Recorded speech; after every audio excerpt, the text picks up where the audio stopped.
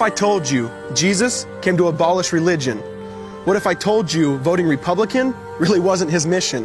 What if I told you Republican doesn't automatically mean Christian, and just because you call some people blind doesn't automatically give you vision? I mean, if religion is so great, why has it started so many wars? Why does it build huge churches but fails to feed the poor? Tell single moms God doesn't love them if they've ever had a divorce, but in the Old Testament, God actually calls religious people whores. Religion might preach grace, but another thing they practice. Tend to ridicule God's people. They did it to John the Baptist. They can't fix their problems, and so they just mask it, not realizing religion's like spraying perfume on a casket. See, the problem with religion is it never gets to the core.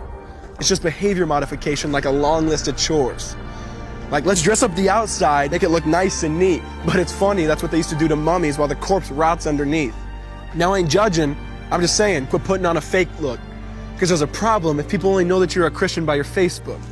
I mean, in every other aspect of life, you know that logic's unworthy. It's like saying you play for the Lakers just because you bought a jersey. See, this was me too, but no one seemed to be on to me. Acting like a church kid while addicted to pornography. See, on Sunday I'd go to church, but Saturday getting faded, acting if I was simply created to just have sex and get wasted. See, I spent my whole life building this facade of neatness, but now that I know Jesus, I boast in my weakness. Because if grace is water, then the church should be an ocean. It's not a museum for good people, it's a hospital for the broken. Which means I don't have to hide my failure, I don't have to hide my sin. Because it doesn't depend on me, it depends on Him. See, because when I was God's enemy, and certainly not a fan, He looked down and said, I want that man. Which is why Jesus hated religion, and for it He called them fools. Don't you see so much better than just following some rules?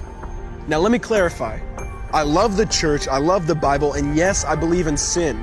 But if Jesus came to your church, would they actually let Him in? See, remember He was called a glutton and a drunkard by religious men. But the Son of God never supports self-righteousness, not now, not then. Now back to the point, one thing is vital to mention. How Jesus and religion are on opposite spectrums. See, one's the work of God, but one's a man-made invention. See, one is the cure, but the other's the infection. See, because religion says do, Jesus says done. Religion says slave, Jesus says son. Religion puts you in bondage, while Jesus sets you free. Religion makes you blind, but Jesus makes you see.